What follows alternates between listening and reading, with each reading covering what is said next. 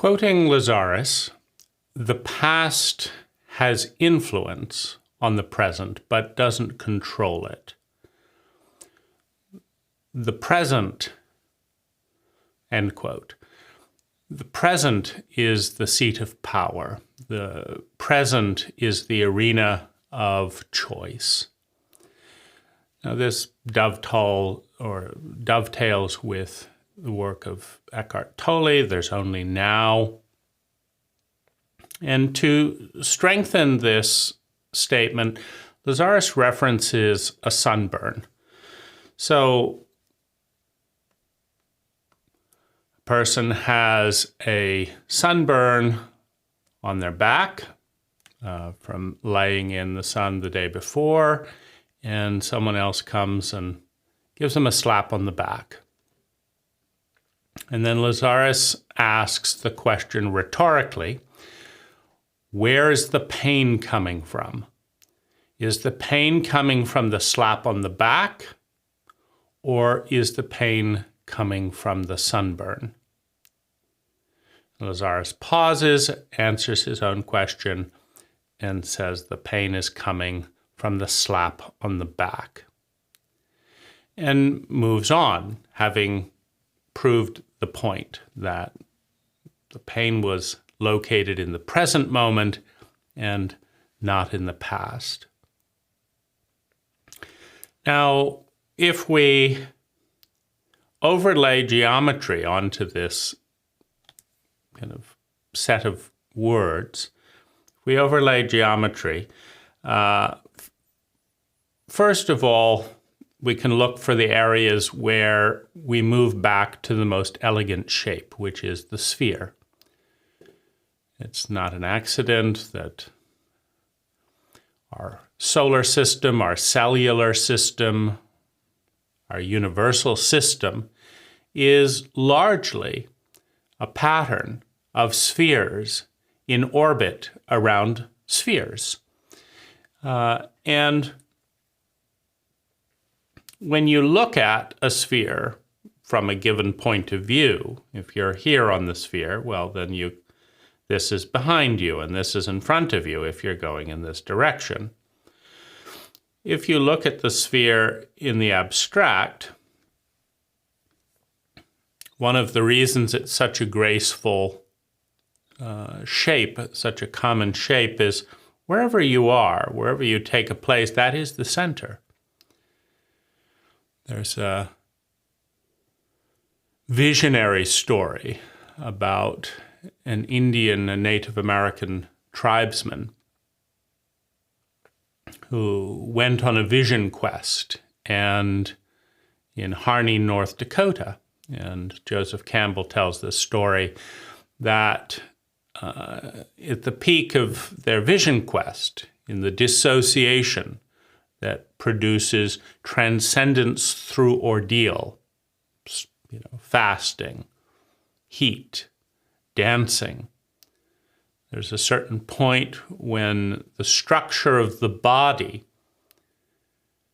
weakens, deteriorates. The pattern of the body starts to collapse, and the light comes in, the transcendent light of the beyond the system loosens, and a visionary initiation is possible. Now, the vision that comes to this Native American is that Harney, North Dakota is the center of the entire universe, that the place that he sits is the center of the entire universe. And then as that vision exponentially expands, he realizes that every place in the world is the center of the universe, that he has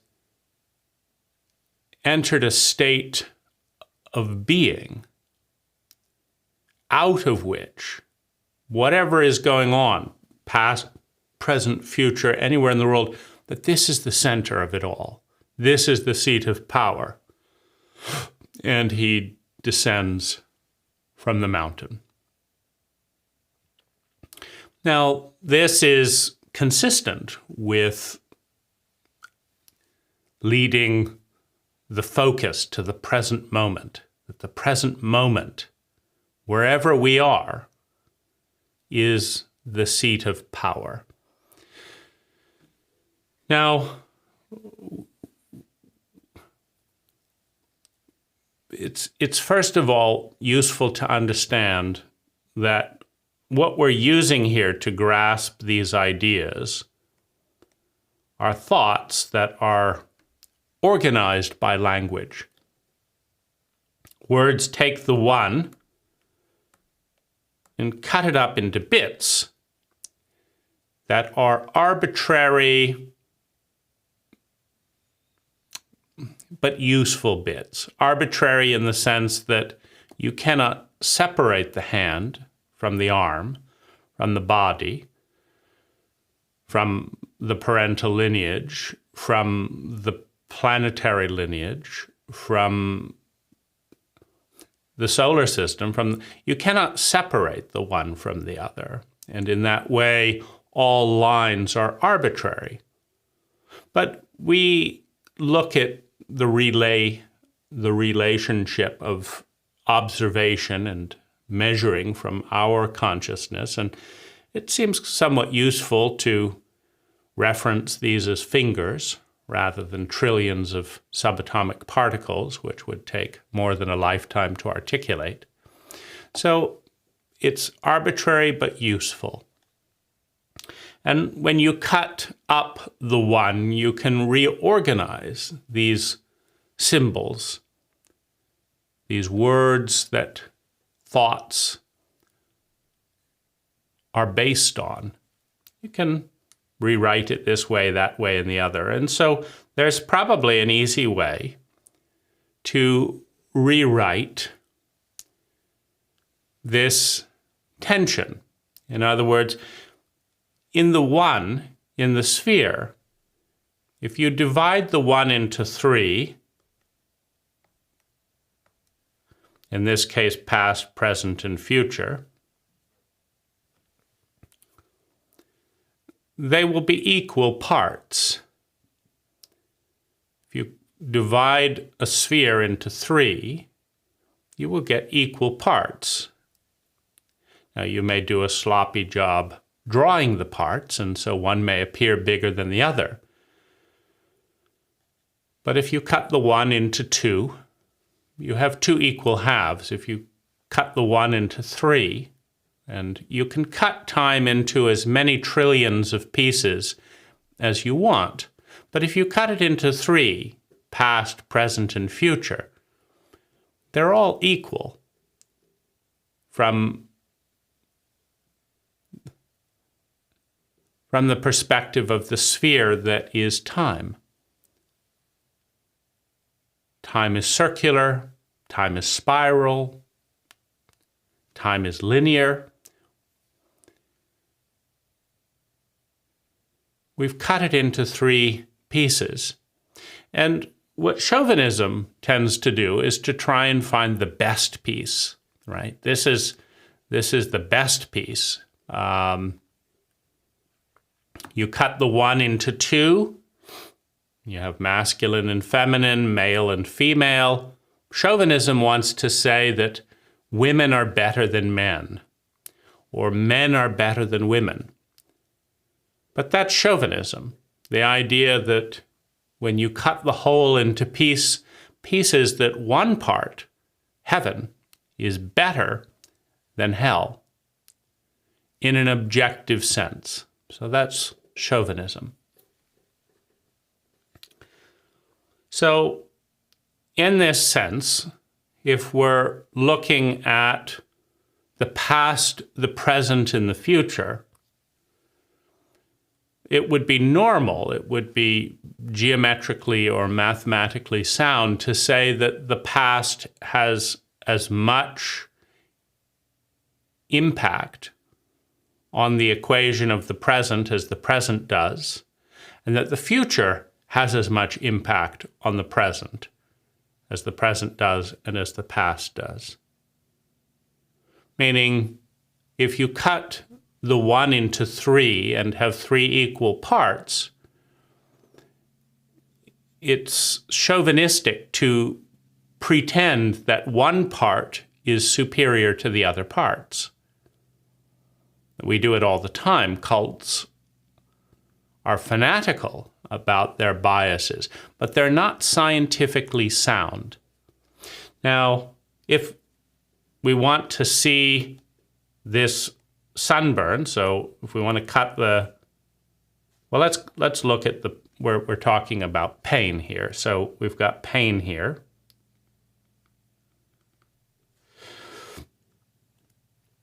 And here we have, let's say, the past. So in the past, we laid out in the sun for 6 hours without sunblock. So that's the past. We're talking, that's the past's contribution to the pain. And in the present, this is also a little bit tricky, because long before we can articulate what's going on in the present, it has become the past. Meaning it takes time to think, because it takes time to organize the words upon which thought is founded. So long before we say, that hurt, that slap on the back hurt, the slap in the back is in the past. We can't say the slap in the back hurt before the slap in the back. And if we look at this speed here, and then the slap in the back hurt, or ow, we can see that this is coming a little bit before the response, the ow, right? So by the time we say the slap in the back hurt, and it is useful to understand that a variety of experience is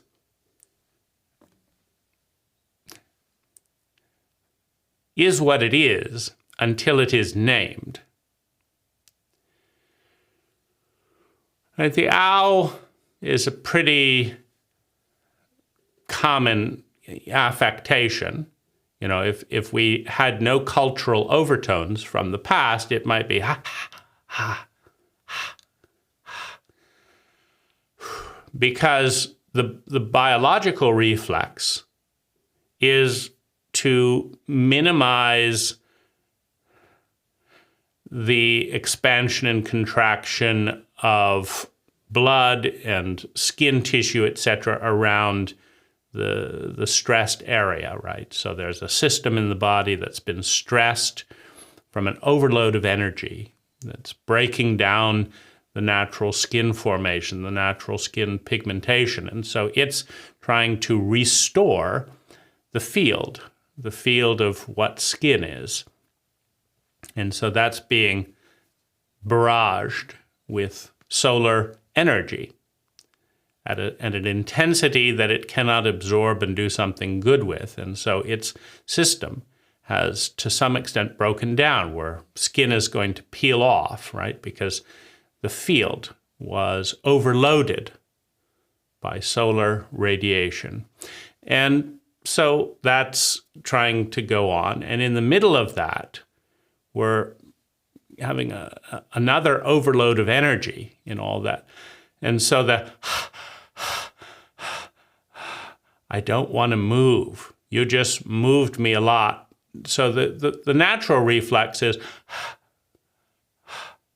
but in a cult that is not attuned to natural sensation, meaning there is so much obtuseness that the kind of person that slaps you on the back and da-da-da-da-da has probably moved on.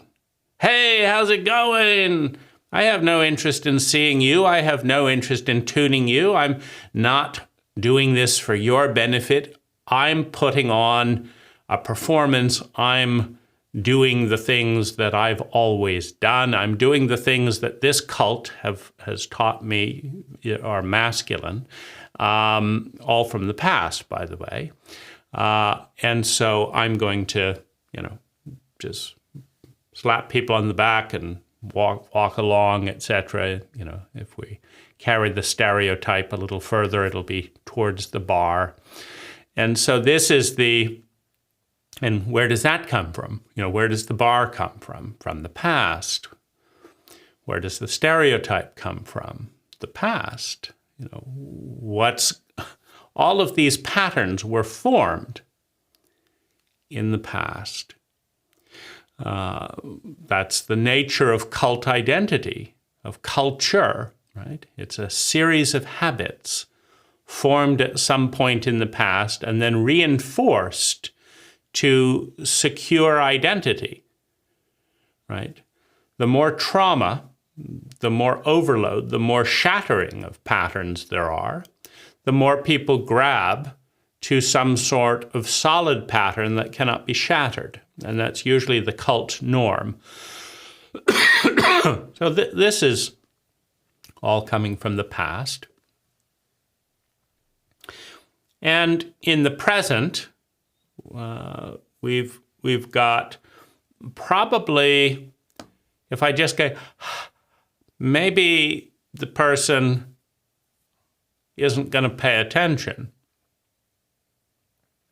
Right? If going back to the stereotype again, he probably doesn't want to look gay, which means we shouldn't be at all interested, right? I guess it could be a woman being slapped on the back, but at least if we're talking about this analogy here of my sunburn, then he's probably not the person that's going to walk up and slap you on the back enough to cause a sting of sunburn. Is probably, going to be worried about being seen as effeminate in a cult that values the one more than the other, at least for men, the masculine more than the feminine. And so, if he tunes into it, so I've got to then move into the role that can register within that pattern that has been set in the past. It's being played out in the present. It's set in the past. So if I say, hey, ow, then that's an acceptable thing. If I just wince, then that would be too nurturing, too feminine to respond to, right? So I've got to then turn that biological function of, I don't want to move my skin there, into something that would be acceptable for a masculine chauvinist to respond to without looking gay. And so, and where does all that, chauvinism, Mr. Chauvin, a Frenchman in the past, that's coming, forward. So we've got a lot of energy and influence on this whole dynamic, because you've got the pain of fear. It's not pleasant to have fear, the fear of being gay, the fear of not being seen, all of this stuff. You got a lot of different things, the sunburn, the need to contort the physical reflex into a cult-sanctioned sound. Hey! Or don't do that. Hey, cut it out, right? So those are cult-sanctioned sounds that, watch it, So that, now we've translated that in order to satisfy cult norms that have been established in the past. And, maybe... So how far do we take the chauvinism? Am I then turned into a sissy for bringing up such a minor detail? Because if we take chauvinism a little further, I should be able to be shot in the chest with a 45 and call it a mere flesh wound, right?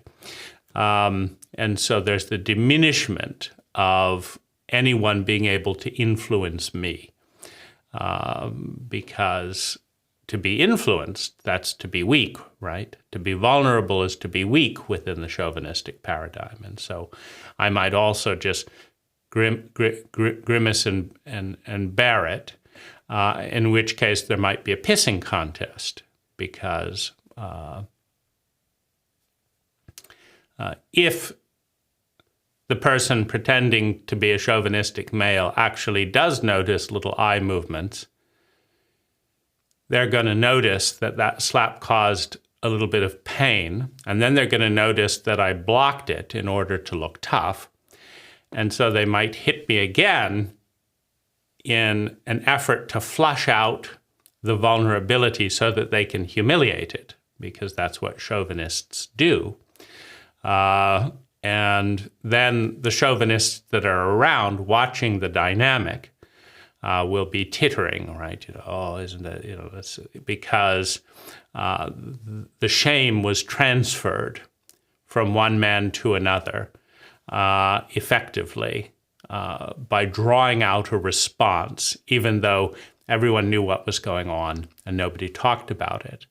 So, where do people learn to behave that way? In the past. This is not human behavior. This is, the lengths of absurdity. Now, you find it in the past because there was a time in the past when the stiff upper lip was viewed as beneficial and could be correlated with growth of the British Empire in many cases, but that's, it's not that same dynamic wasn't going on in other countries, but this British stiff upper lip type of dynamic. If your identity, your cult identity is the sun never sets on the British Empire, the world dominant, this and that, we have this. Well, in order to create from one little island, such influence around the globe, well, you don't get that type of identity, that type of pattern, without a tremendous amount of control of oneself. It's, who wants to get into a boat and sail for 100 days and risk drowning? It's not, it's, and eat, what was that horrible ship food they ate? But there's too many people on this island, there's treasure and reward. You cannot, if you're poor, if you're in the lower classes in England, you cannot, it doesn't matter that you're intelligent because you weren't born in this family. So what are you going to do? And so that bottled up frustration gets harnessed to become a seafaring country. If your life is so miserable at home, well, it might not be so bad to risk dying at sea, because that you might just find a better place, right?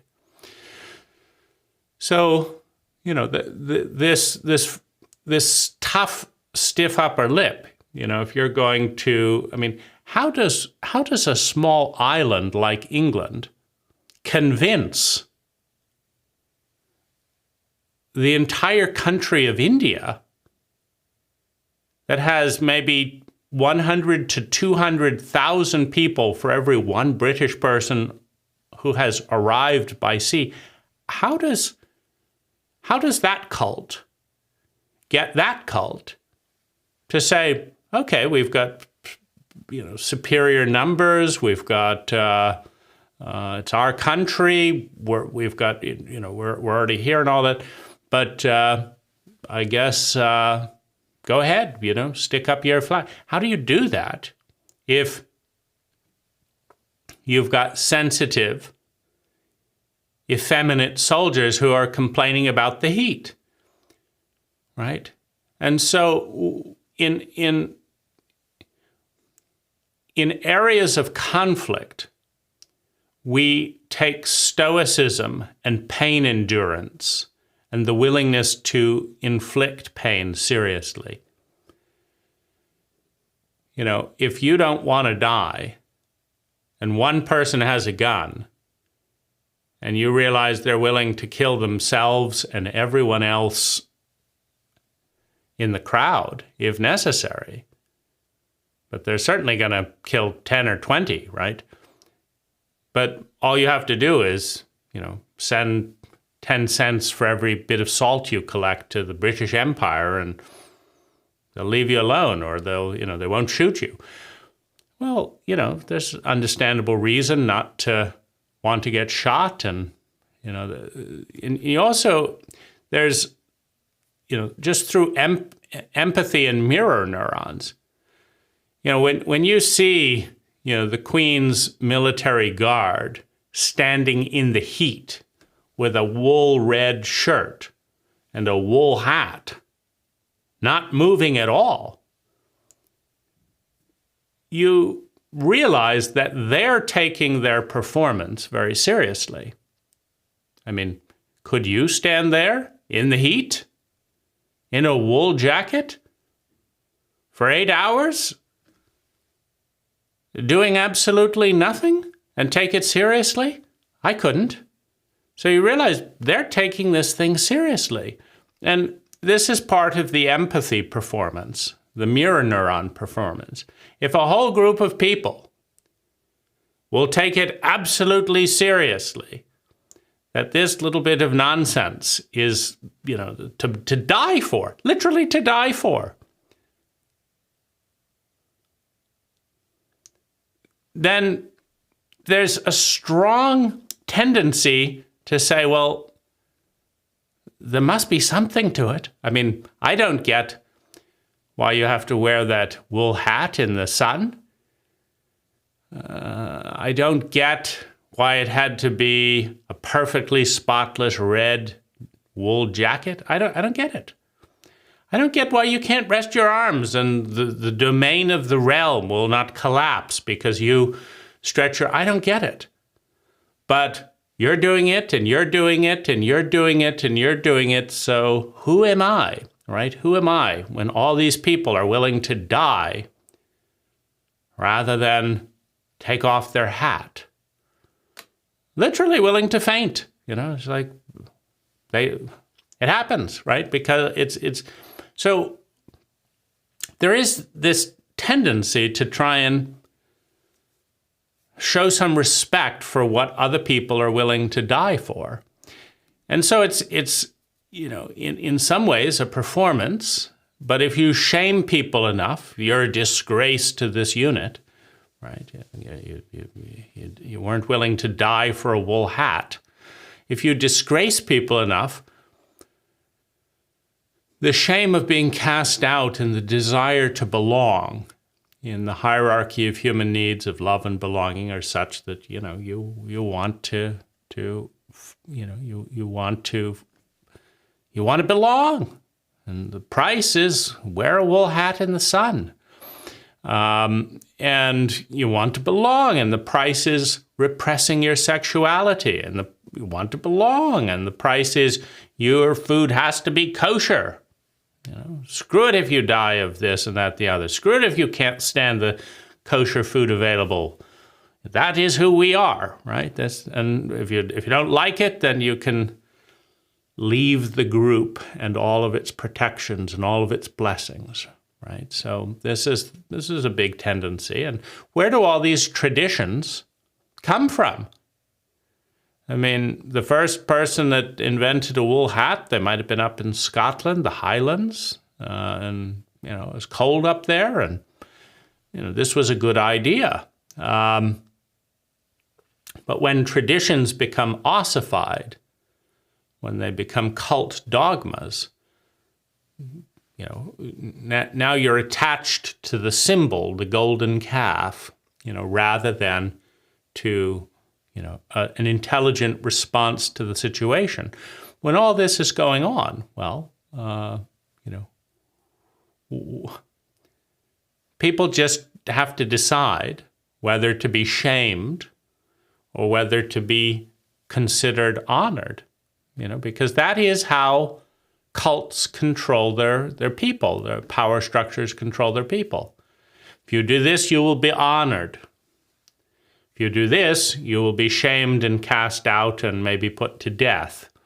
If not by being cast out and the shame and the trauma and the loneliness of that, then we'll shoot you.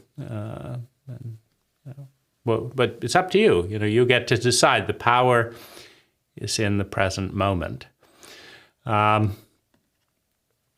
So we have the past and all of its influences on the sunburn. And we have the present moment, which isn't really the present, because by the time we're talking about it, it's already in the past. The present moment of being slapped, the past moment of the sunburn, for fictitious analysis, because literally every single thought that you think now or have ever thought is in the past, because you have the pattern of energy that is reality, and then you have the symbolic overlay of reality that is constructed with language that has to be composed to make sense after the fact. Something has to happen, and then you have to compose a reaction to that within language. And that language reaction directly draws on the past. Saying ow as opposed to e. Some cults, when something hurts, they say e, or oh. Some say ow. So that's a cult affectation. The biological impulse to freeze or exhale breath, with a hit, that's biological.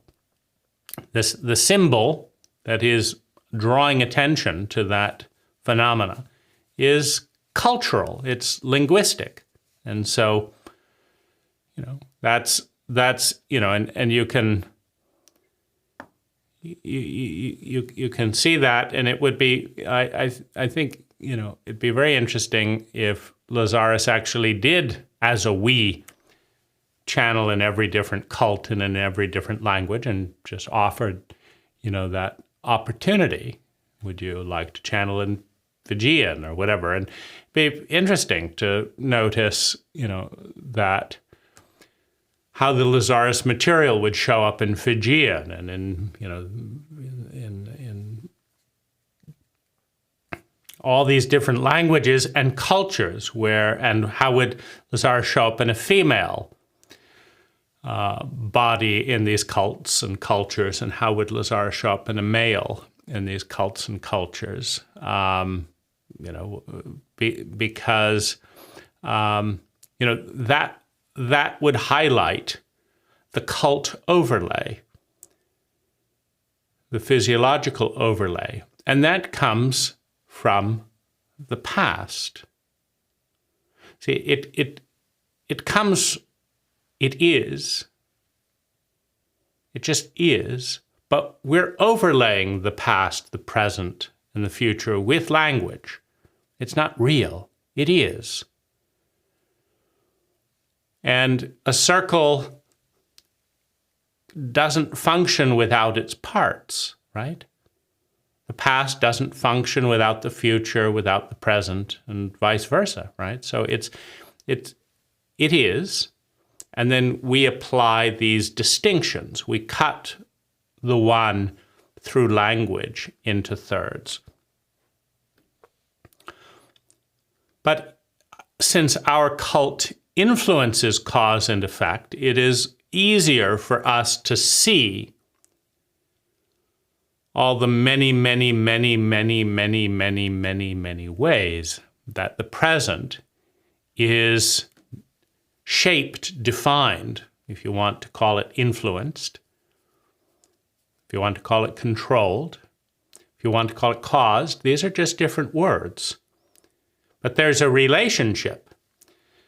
You see, 10, 15 years ago, I met a woman who carved energy signatures and hammered them in copper, or whatever, the brass, I think this is. And I liked the idea. You know, I enjoyed chatting with her. I liked the idea. And so I picked 3 symbols and a size, and I organized them. I did all that in the past. And that interest in energy signatures came from yet a further past, because it is certainly possible that and probably probable that I might not be as interested in energy signatures if we hadn't explored a relationship with Lazaris starting at age 13. So that's in the past, right? The age 13 is in the past, which heightened and amplified certain interests, such that a later time in the past, I was more interested in a woman's artwork than I might otherwise have been, and did other things in the past around, you know, and then there were other things that happened in the past that led to me wearing this and this. I was going through a period of frustration at not being able to connect in a meaningful way with people. I realized I was largely invisible.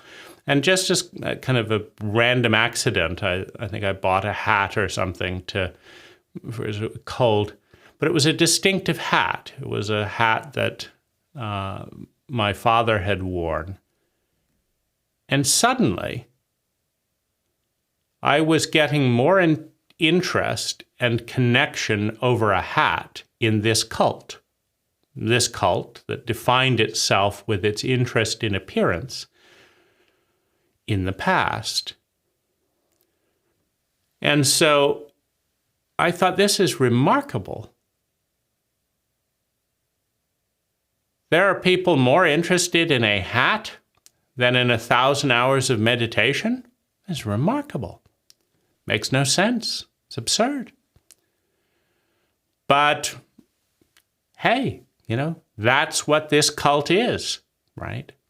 And the question an intelligent person needs to consider is what will make them feel sustainably better in a given ecology that has been defined, that has been shaped in the past.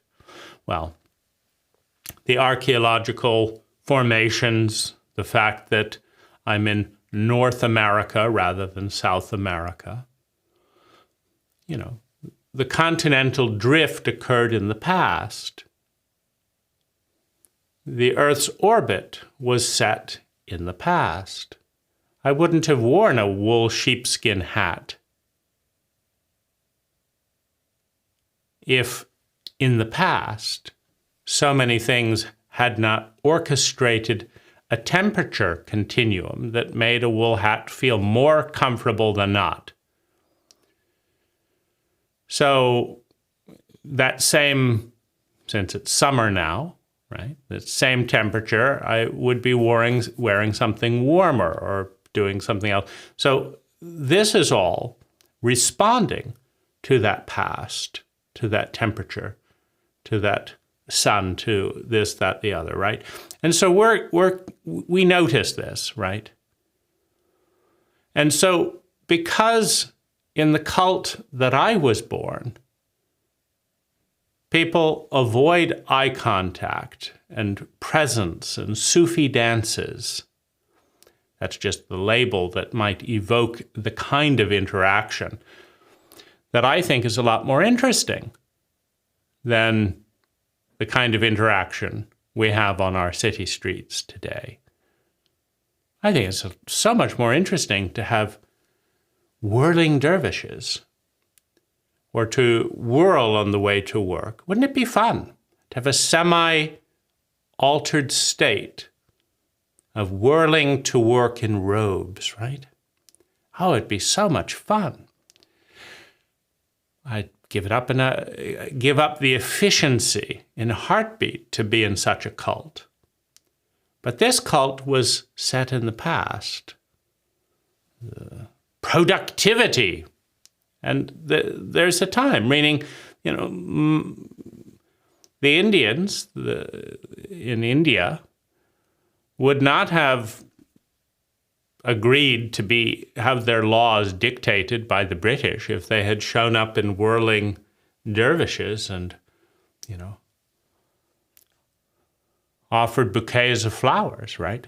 Because the amygdala, the fear brain, the reptilian brain, does not have any respect. The reptilian brain, you know, and you can see this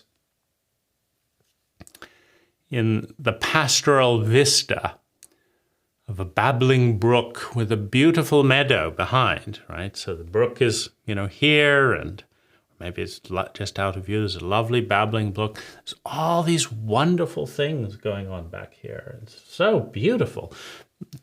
Well, in that whole picture of sunlight and nature and poppies, well, you're wading in the water and it's just perfect. And then you see a little wriggling shape about this long. Instantly, the reptilian brain collapses all interest, all enjoyment on one thing. Is this a snake? Is it dangerous? Get out of there. Now, well, that's what the reptilian brain respects, that which can kill it. And you notice its dominance in the structure. You know, it wasn't like, couldn't we just enjoy the scenery a little bit longer? No. Get out now. Well, what about the percentage? I mean, these are just miles upon miles of blissful sky, miles of forest, more than a mile of poppy. So much beauty, 99.9% of reality is going well. But this little wriggle gets all of the attention, gets all of the respect, the looking and looking again of the survival brain, the reptilian brain, that has a faster circuit to the biology. You see, you didn't have to convince the imaginative brain or the prefrontal lobe. You didn't have to convince those other parts of the brain to give way. Could we please look at the snake? No, I'm looking at the stars. No. Root command, done, right? And so if a small island wants to get that kind of respect, get that kind of reaction from a people as big as the Indian people in a country as big as India, just because they landed on a boat, they have to demonstrate a language, a code to the reptilian brain of a nation that says, I'm not afraid to die. Well, just that one thing, the willingness to face death, is so unusual in the typical programming of the brain. Because typically, the brain is programmed with the law of mass. And the law of mass says that when a bigger object and a smaller object collide, that when a bowling ball and a pinball collide, the bowling ball continues on its trajectory, the pinball goes flying. In other words, the identity, the pattern of energy that was the pinball and its trajectory, that went flying. And the bowling ball continued on its original trajectory. So the law of mass says that when 200 people, 500 people getting off of a boat tell, 300 million people, this is our territory now, the law of mass says, this is a joke, right? There's no response. But as that small body of energy utilizes guns, for one thing, well, then you realize that, it's going to be hard to get close to those people. When you get within 100 feet and you shot down, maybe the law of mass is different here. It's now the law of mass of the bullet, right? But there's, if you run when you encounter a bear, the bear knows by your running that you consider it stronger, because that's the programming of the reptilian brain. Fight, flight, freeze. You fight when you think you're bigger. You run when you think you're smaller, and you freeze when you can do neither. So by staying and fighting, the brain of the other party is saying, am I really smaller? There's a second guessing of the impulse, because you look like you're just, one person next to 300 million. But why aren't you running? And that's the equation that the rational brain tries to figure out. And so there's a confusion. And so confidence and assertiveness in that period can establish a dominance hierarchy within the reptilian brain. Because the reptilian brain, the survival brain, will submit, will run, will surrender if it believes that you are bigger, that you are stronger. That is the brain biology. And that brain can get an entire vista to collapse because one little wriggling shape in the biological memory of a snake. The reptilian brain was once a snake in its evolution. It remembers. And it understands the reptilian code, right? Which, if we truly follow the instinct, right? If we have not violated, if we haven't cornered the snake, it's probably going to be fine. It depends, right? But there is a conversation between those two brains. The reptilian brain of the snake, the reptilian brain of the human. But the human sees death, potential pain in the wriggling shape in the corner of the eye. That's a pretty powerful dominance hierarchy within the brain. Now, you can do a few thousand hours of Buddhist meditation, and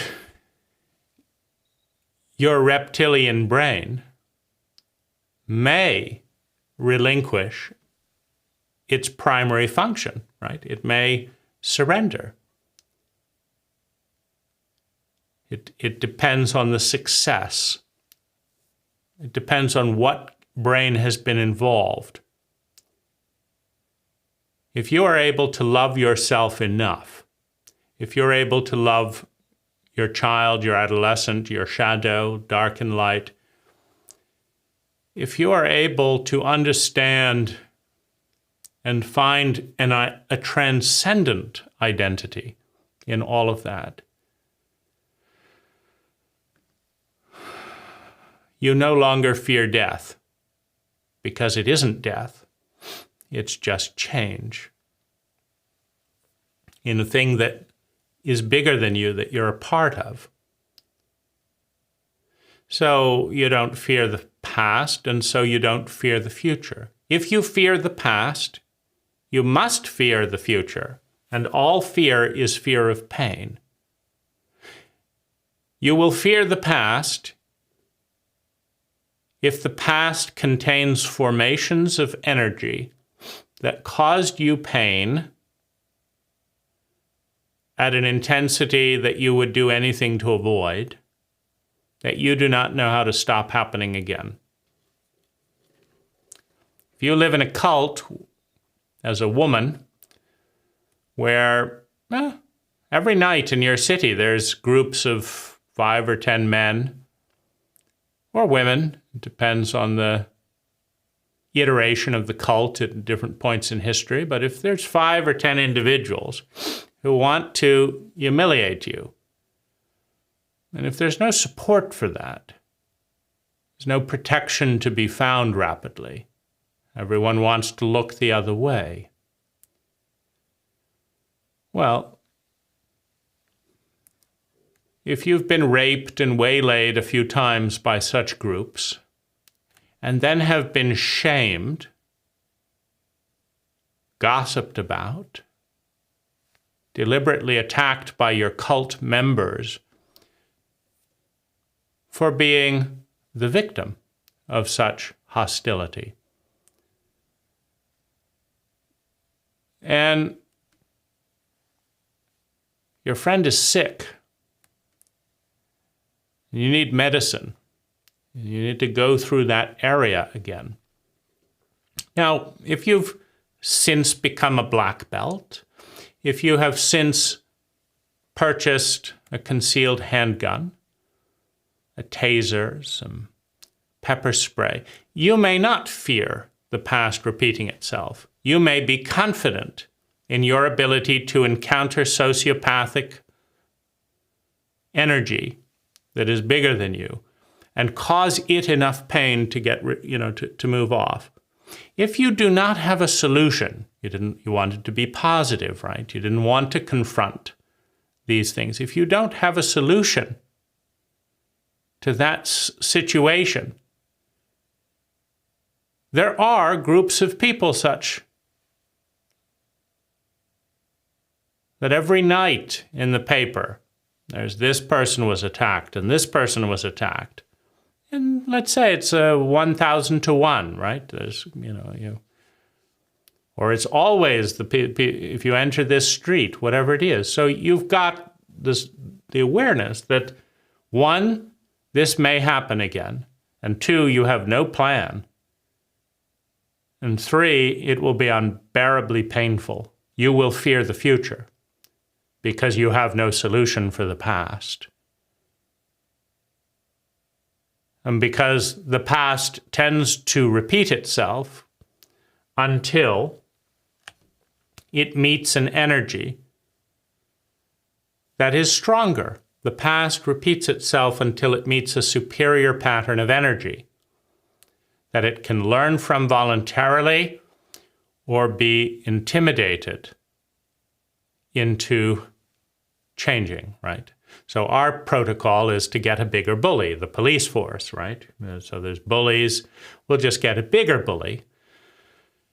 And the bigger bully will discourage, will punish the energy that's, ganging up on young women or whatever it is, or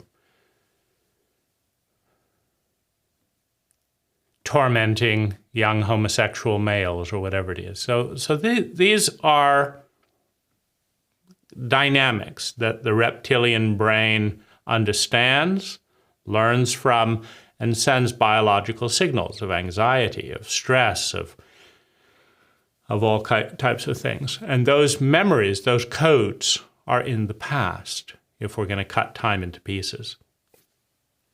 But they're also in the future if we haven't resolved them.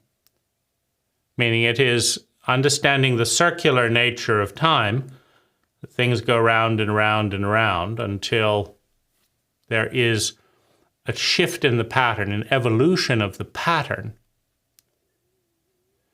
Well, that evolution, as I say, it comes out of fear or it comes out of vision.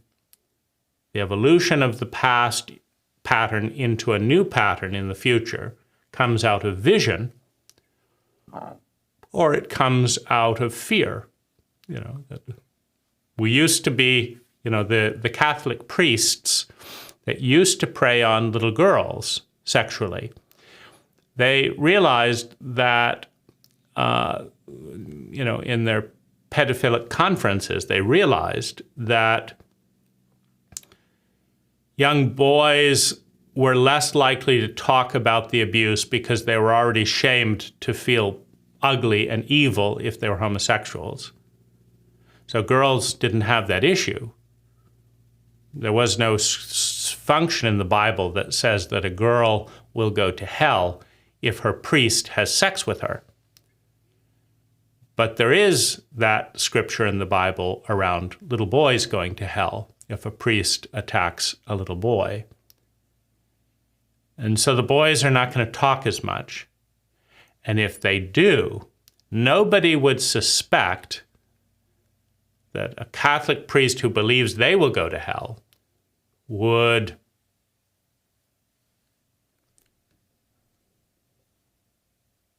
sexually abuse a young boy. So that was their strategy. So they shifted the 5% of Catholic priests that sexually abused their parishioners in various ways and children. They switched their focus to boys, and if you watch the movie Mea Culpa Maxima, deaf boys in boarding schools were even better, because they're more marginalized, they have less resources. And if you can get the nuns to help you facilitate the sexual abuse, well, it's that much better, right? So, it's bound to work, right? See, nobody's talking. Well, the Catholic Church initially covered up the pedophilic pattern because there wasn't enough pressure. Now, once the Catholic Church had paid out billions in sexual abuse fines, once it was national news, once people were embarrassed to be Catholic, well, then they changed. You see? They met a force that was bigger than they are. What do you mean? You're going to take some of our stock portfolio, our growing fund, as we tell people that the meek will inherit the earth, please give us all your money. We're going to take some of that fund and we're going to have to give it back to people, the people that gave it to us in the first place. My goodness, we can't have pedophiles in the church. It's ruining our investment portfolio. So then we have a shift, right? Because an energy was big enough. It's like, okay, fine. We'll get the pedophiles out. We'll acknowledge it's happening. Fine. Just get it over with, right? So you have the reptilian brain in the pedophiles, and you have the reptilian brain in the Vatican colluding to move pedophiles from parish to parish, from group to group, when the protests get too high. They have a strategy. Well, this is how, obviously they didn't have the character, the vision, the priority to change that, except through fear. The reptilian brain is only governed by fear of pain. And its biggest pain as an ego identity is it will lose its identity, its body, its life, its liberty, its whatever. This is who I am. I don't want to change, says the terrified, traumatized ego. And if you threaten that pattern with superior mass, then I will change to avoid the threat, right? And so that's one way. And the other is vision. And the challenge at this stage in evolution is that one little wriggling snake in the vista of pastoral beauty gets all of the attention in a microsecond to see what the threat is, that the fear brain gets so much blood so quickly before the thoughts can think. The thoughts come afterwards. Is it a snake? What should I do? Is it poisonous? The reptilian brain gets its blood before language can be formed. Well, is that the past? Is it the present? Is it this? Is it the future? Well, why are you worried about, dying or whatever it is? What's the big deal? Well, we're worried about pain in the future. The present is already gone, right? I mean, by the time we have a language, it's in the past. If there was no way for all that pain and trauma and stuff to move into the future, we wouldn't be worried about this, and even you can do little experiments and say that,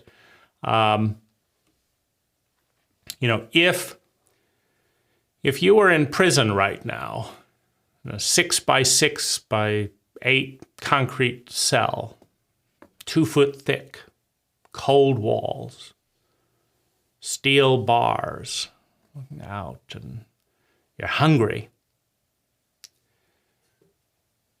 If you think this is going to go on until you die, you may feel apathy, numb, completely despairing, bitter, resentful to the people who ratted on you, whatever it is.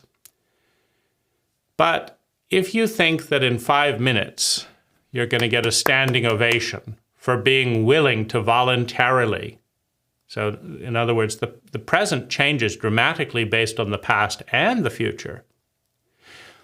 If you believe that you're in jail because people hate you and da-da-da, and you'll be in jail for the rest of your life and blah, blah, blah, the past and the present and the future are all miserable. But you take the exact same physiological phenomena and you change the past. You believe that you're in prison because you were willing to voluntarily learn what it was like to be a prison in order to write a novel about it, and that everyone's praising your diligence and research, and they gave you a standing ovation when you announced that you were going to go into prison for a month. So that's your past. And your future is you're going to go out, you're going to write a bestseller, and in 10 minutes, the hunger is going to stop. Well, you feel great. In 10 minutes, the hunger is going to stop. Cold walls are there, and I'll be able to write. In fact, a third of the novel is already written, and then everyone heard about this experiment, and so I'm going to be on TV shows in a cult that worships TV shows and that worships fame. I'll be worshipped as a famous person because I did this. This is the best thing I ever did. It's wonderful. Absolutely wonderful. Just a month of cold, and who couldn't endure a month of cold and hunger and concrete walls and stuff like this to be, and then you get the news update of the latest story, and everyone's there with you and talking about how brave you are. Oh, this is so wonderful.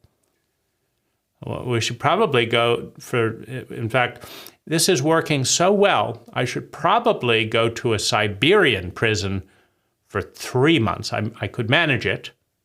And I mean, if this little cell has brought, 100,000 pre-sales of the book, this and that, oh my goodness, this is wonderful. So in that sense, the present changes because of the past and the future. See, it doesn't feel as good. The present doesn't feel as good if your best friend lied and put you in the prison. They committed the crime, set you up for it, put you in the prison. But in 10 minutes, you're going to be free because you were liberated. You're still furious about the past. Now, why? Why are you furious about the past? Well, notice the words best friend. The past is not the past. If that was your best friend, you've got a big problem. First, you don't know how to pick best friends. Secondly, the people you do pick are capable of destroying your life. So you need love and belonging. You now need to find a new friend. You need to leave this prison and you need to find a new friend. The trouble is you've just shown yourself that you can't pick a new friend. Why? Well, you decided that that would be your best friend. You did that. You had maybe 500 people in the periphery, whatever, and you thought this was a cool dude. So you picked friends based on who was a cool dude. And why did you do that? Well, because the cult said that cool dudes are better than hot dudes, or whatever it is. I mean, whatever nonsense the cult comes up. The cult liked this person. So you wanted to get close to this person so that you would be liked, right? Well, now you've just learned the cult is wrong, right? The cult doesn't know how to pick a good person either. So now I've got a horrible future where if I pick the people that aren't going to betray me, the cult are going to say I'm hanging around with losers. But if I pick the people the cult says are important because I want love and belonging and I want acceptance, which means I want to look good, well, then I'm stuck with sociopaths because the cult likes sociopaths that get away with it more than they like introverts that are sincere with integrity. The cult doesn't get the adrenaline that it needs from such people. So in an adrenaline-addicted cult, in the past and in the future, I can be cool, or I can have a decent friend. And I'm not sure I know the difference. I don't even know how to think this through. All I know is I don't want to go out and find another friend in the future who's going to turn out like the friend in the past. And I chose the one in the past, and the cult told me I was doing a good job. That cult hasn't changed. So when I pick the next sociopath who's going to sell me out to sleep with my gal or whatever it is, when I pick the next sociopath, the cult is probably going to tell me what a great, cool crowd I'm hanging out with, just like they did last time. I can't trust the cult. I can't trust my best friends. And I can't trust me to choose a better friend in the future. That's why the present is miserable. The equation is not solved.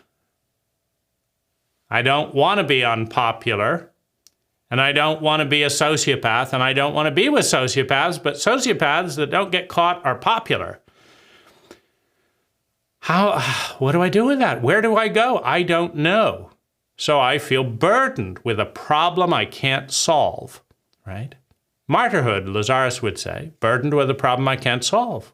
I tried solving this, I tried with you, and then you did this, and tried this, and you weren't interested, and I tried that, and then you betrayed me. What if, maybe I should just live alone, right? But my needs for love and belonging aren't met just living alone, right? So, that's in the future based on the past. So both the future and the past have an equal amount of, you could call it control, you could call it interest on the present. And the present has an equal influence or control, whatever you want to call it, on the future and the past, right? So if you divide the 1 into 3, you should be able to make an equal equation that says the past is responsible for the present and responsible for the future. Okay, so how does that equation work? Very easily. Well, I had this made in the past. I moved it from place to place in the past. I hung it on a doorknob in the past, and then I put it on this morning in the past. And here it is, right? So the past has an influence on the present. The present has an influence on the future, right? Here it is. If I decide that I like this in the present, I'm going to keep being aware of it, and I'll keep moving it about, and I'll keep putting it on, and it'll be there in the future. So you could say the present has a big influence on the future. And then you can say, well, the future, if I don't like the future, meaning if there's a decree tomorrow from that anyone caught carrying brass, there's a scarcity of brass, melt your jewelry down, right? Anyone caught wearing brass is going to go to prison. Well, suddenly, as the search parties intensify, I want to get this out of the house now because I don't want to be imprisoned in the future. If I believe, see, and that's where I put this hat on. This hair, to my eye, doesn't look very good. And then here, so I have a choice in the past between I can go and do something about that. I can go comb my hair. But I keep this hat just hanging here so that I don't get distracted in the present when I've got something I want to explore as an idea. I keep the hat just hanging there because it's 10 times quicker. And I kind of like the hat. And I took more interest in hats based on the past when no one had ever commented about my hair, but dozens of people talk about hats. It's not my cult. It is just what seems to happen out there. Well, if I can make so many people happy just by sticking on a bit of fabric, well, so be it. It's like you decide what makes you happy. There's no harm in that. My head's nice and warm, speeds things up, right? So that's the past, influencing the past, creating the present. But it's also true about the future, meaning I'm projecting the past into the future as a probability field. Not you in particular. You may or may not like the hat, right? Because, of course, groups have to split into a probability field. Who's that pretentious person wearing that hat? Well, that hat doesn't go well with this. So there's that percentage of people. And then there's the percentage of people that say, well, that's an interesting hat. And then there's a percentage of people that enjoy the composition. And there's a percentage of people that... So I have to project based on past feedback that slightly more goodwill or whatever it is will come as a result of this hat than not. Now, I could be wrong. I could have ruined the equation, right? This could have deleted all the people that thought I was being pretentious, which, who wants to deal with that, right? This could have deleted that, but I don't know, right? So it's about the future, right? So the future is leading to the hat, and it's an imaginary future, meaning it may be completely wrong. The people that I really might want to engage with, and this is the other thing, see, I might really want to engage with this type of person who doesn't like affectations and hats. That would be a person a little bit closer to me, right? But I've never met anyone like me. I would love it. I would be so honored, right, if I could find someone like me. Never told a lie to a friend or a lover. Totally transparent. Quality, I love that. I find that easy to connect with. And who gives a shit about hats and this and that? I mean, it's ridiculous. But I haven't met that person. So it's kind of, do I feel invisible or do I get admired by the people who like hats? Well, for a while I just thought, well, let's filter those out and, be very, very plain and try and find, that kind of needle in the haystack. But I didn't find them. I failed, right? Oh my goodness, I tried this, I failed, right? And so then maybe I'll just do this as to make a certain percentage of people happy who like hats. It's nice being around smiling people who are delighted with anything. And so you happen to be delighted with hats, have at it, right? So that's the past and the future influencing the present, right? So what has the most influence, the past, the future, or the present? Going back to the sunburn, if the sunburn wasn't there, there'd be no pain. The sunburn's in the past. Sunburn's there, combined with the slap in the back. In other words, the past and the present combined. Now, a chauvinist will say that one is better or more important than the other. That's not the right question. There's no pain without the sunburn. There's no pain without the slap on the back. Now, why is it good to see it I think, in a neutral way? Well, because now you've got two ways to solve the problem. You've got multiple ways. First, you can take measures to never be slapped on the back. For example, you could just leave the US and don't spend time in chauvinistic bars and deregister from the Hells Angels, right? So you just don't, you avoid the slap in the back and you continue to get sunburned. So that's one way to solve the future, because that's what we're all interested in, is feeling sustainably better in the future. And what we're all afraid of is the worst parts of the past capturing us and being recreated in the future. That's what we're all afraid of. I'm afraid of the pain in the past in its circular loop. And the fact that reality is circular, I'm afraid that the pain in the past is going to come around again.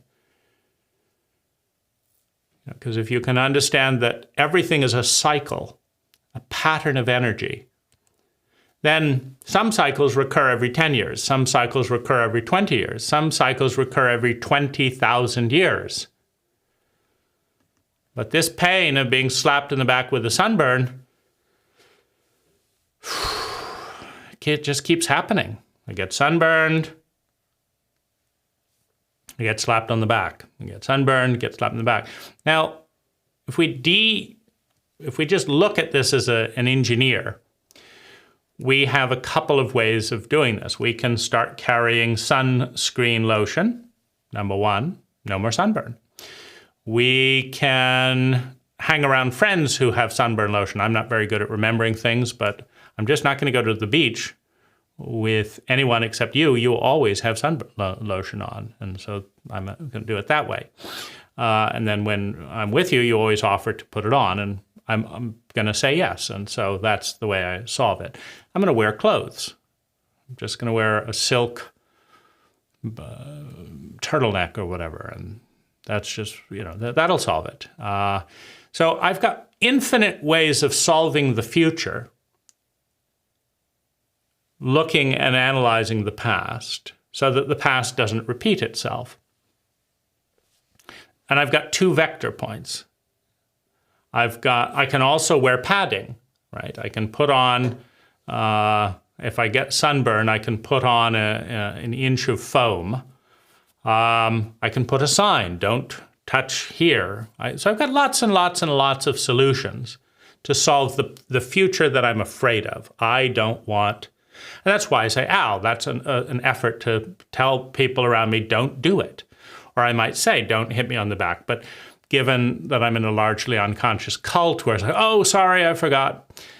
Yeah, not very satisfying given how many people forget and don't give a damn in such a crowded room, right? So that I'm not going to do that. I'm going to do this, this, this, and this. And I can solve the future referencing the past in the present. So where's the seat of power? If you have no memory of the past, you deleted it, and so you just go out and get sunburned again and come into the same probability field and get hit on the back again and then forget it. If you lose your memory every 24 hours, the past is not available to learn from. And so every 24 hours you repeat the same mistake because you forgot. You're a great metaphysician. You let go of the past and its influence and all that. But sunburn still hurts. And it's like, why am I being hit? So the person watching you with memory sees that you're doing it over and over, and you're going to keep doing it because you don't have a past to learn from. So you want the memory of the pattern that caused you the most pain in the past so that you can learn and avoid doing it again in the future. And you can do that with the past. So the past is necessary for that future to shift in that conscious way. The present is necessary. And you're doing all of this for the future. If the future doesn't exist, it's really important to understand, like if right at this moment, in the next 3 seconds, the end of time would come, and there would just be nothing, right? I don't need to be afraid of the past anymore. All the memories and learnings and stuff, I can just let them all go. Why? Because there isn't time for me to form a new friendship that then betrays me, that then does this. There isn't time to go bankrupt. There isn't time to be humiliated about choosing the wrong hat. It's just not, it doesn't exist, right? The future has ended. It's as real as saying the past has ended, right? It's part of a circle. It's cut into 3. The future has ended. The past has no hold. If you delete the future, the past and the future, and there's just this moment, there's no fear. All fear is fear of pain in the past, meaning if there was no pain in the past, there's no pain. If there's no pain, because even the stuff that we're conscious of that we call the present, by the time that we say that's pain, it happened in the past. Now, we can keep updating and saying it's still happening, so we know it's happening in the present. I'm wounded and I'm still wounded. But every time we say, am I still wounded? Yes, I'm still wounded. We're referencing data that just happened. If you delete the past and, more importantly, the future, you have nothing to fear because there will be no pain in the future. You have nothing to look forward to. There will be no joy in the future. The future isn't there. All fear is fear of pain. All pain is stuff that has gone on in the past that we are afraid will go on in the future, and we don't know how to stop it. Even if it was going on, 1 second ago I was feeling lonely, and I expect that loneliness to continue over the next second and the next second. I don't know how to stop it. So we can stop a cycle of energy, a pattern of energy, by working with the future and working our way back to the past. I want this in the future, so I'm going to do this and this. Like, I want to lose weight, so I'm going to cut out sugar now. I'm going to cut out starches now, and I'm going to cut out dairy now. And I'm going to eat protein and greens as much as I want. So I want to lose weight, and I'm going to do that now. Because in the past, I have all these memories of waddling to the train station, this, that, the other. It didn't feel good. People looking at me and thinking I'm a lower class citizen, shaming me because of my appearance. Again, a cult obsessed with appearance. So, I don't want that. I don't want that to happen. So I want this to happen. So I will do this. You need all of them. They're all equally useful. They're all equally real or illusionary, because in truth, the past, present, and future only exist in the minds capable of refracting the one into those distinctions. And the one is unconscious. If you ask someone what's going on and you say everything, they have zero awareness. If you want to bring someone into unconsciousness and they say, what's going on? You can say nothing. There's no way for them to penetrate that totality with awareness, because you've got to take the one and cut it up into language and then build thoughts out of those words in order for you to communicate back and forth. Without that, well, you got nothing, right? You just got everything and nothing, right? So there's no consciousness. Things are. That's it. So if I want to start changing things, I've got to invent the future, the past, the present as distinctions. And then I've got to try and organize everything that's going on. That was in the past, that was in the future, that was here, that was this. So I've now created these little boxes, and now I've got to try and organize things inside those boxes, inside my mind. But everyone knows, who has transcendent experiences, the ineffable is. It just is. It's not the present. It's not a present. It's not the past. It is. And there's no awareness. You can't penetrate it. It is. It is because it is because it is. And that's what is. Now, you can't work on that. You can't develop as an identity with that. You got to create all these illusionary distinctions with language. And so it's interesting to hear Lazaris's focus on the past ending.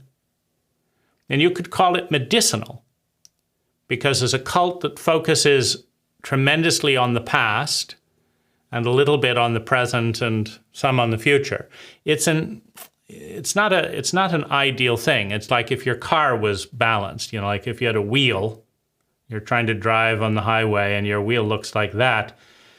You want your center, you want to be in an equal relationship. Well, in order to heal a sick relationship, you have to diagnose it. How you diagnose something? Well, you do a diagonal line here and you do a diagonal line there, and you locate how off-center you are. Okay, I'm off-center over here. Now you need medicine. What's that? That's what takes you back to center. So then you find the center of the sphere, the operating system you're working within. And you locate the center, and then you locate the disease, the wobbly point on the wheel. And then you locate a direction. And sometimes it's good to over-exaggerate. Like if you're over here and you're in a very wobbly state, a doctor might prescribe over here as you move over to here, and then we'll stop giving you the medicine once you get here. And say, oh, that's it, that's enough, right? Yes, I told you to focus more on yourself because you were completely obsessed with everyone but yourself. So I gave you all those mantras about the self being the most important thing and blah, blah, blah. So good, but now you're completely narcissistic. You won't stand in line for other people. You're focused on yourself. You don't want to stand in line and stuff. So enough of that medicine. You're centered here, right? You matter, other people matter, we all matter. There's not a lot of awareness in there, but you're in a centered place. Okay, so there's the response. So Lazaris has made a tremendous focus on creating our own reality, which might be medicinal for some people that feel completely powerless. It might be toxic for, narcissistic people who prefer, and delusional people, who like to pretend that they're, doing all this, and they can't create a parking place, but they're changing world hunger with waving their wand around, right? And it might be delusional for such people. That's medicine. Medicine is an unbalanced energy that counteracts another unbalanced energy, and grace is always in the center. And there's a paradox there, because in order to know the center, you've got to leave the center from time to time in a little bit of an orbit. Go a bit to the left, go a bit to the right, and you come back to center and you appreciate it because you have distinctions. Without language, there's no human consciousness. So who knows what Lazaris is up to with saying the past has ended. It was always a word in the timescape. You can say I've said that the timescape is a sphere because I think geometry is a lot more honest than cult and culture. You can ask someone, how's business? And they can say it's doing great. But if you look at the mathematics and their bank account is $300,000 overdrawn, and next month it's going to be $400,000. Well, you can look at the perspective. I'm a positive person. I create my own reality. I do this. Or you can look at the number. And I think the mathematics of something tend to be more honest than the cult overlay, than, etc. But I do not agree that any point in the timescape is more valuable than any other point. The past, the present, the future, they form a whole that is a dimension of time. If we look at reality, the dimension is probably spherical. And if we look at time in motion, the time-space continuum, we find that almost everything is some kind of an elliptic or sphere around other things. The planet's turning like this, the moon's going around like this, the Earth is going around the sun, the this is going around this. There's a circular process. And to say that one part of the circle is more important than the other part of the circle, it's just not true. The medicine, the healing, will come by balancing whatever part you're not paying attention to. In New York State, when people arrived for the first time from Brazil, it was July, and the beaches were nice, the lakes were nice. It felt very much like South America. It was warm and sunny. And who wants to get up off the beach and cut down trees and organize wood and all that? But the desire to live and the fear of freezing to death combine, so that a couple of people decided, it seems to be getting colder and colder. But, let's think of the best. Let's be positive. Probably get warmer again any day now, right? But it gets colder. So a couple are going to prepare for the worst. What if it just keeps getting colder? They cut down trees. They learn to build a fire. They respond to what's going on. And in the winter, they stay alive. And the people that didn't prepare, that didn't have any anxiety, any fear, were just in the present. Or in the past. It was sunny in the past. Well, they didn't do so well. And so in cyclical relationships, for life to continue, etc., you have to respond to the future. You have to think about the future. You have to some extent, worry about the future. If you look at the future, and they've shown this with children who are born with the inability to feel pain. They feel no pain. Blood is a very interesting thing for such kids. They bang into a table, they crack their head, they feel nothing. They watch blood. It's an interesting color, red and white, red and brown. Then the red gets darker red as it dries. It's very interesting. And their parents are driven nuts because any day their kid could die in great fascination with their death. They have no fear of the future because there's no pain in the past, there's no pain in the present, there's no pain to be afraid of because they don't know pain. They're not afraid of the future, they're not afraid of death, but their parents are. And so their parents watch them like a hawk. They worry about the future because of the past. They worry about what would happen if they hadn't been there and what will happen next week if they come home and their child is a puddle of blood. What is that? The past has lost its influence, the future, what is that?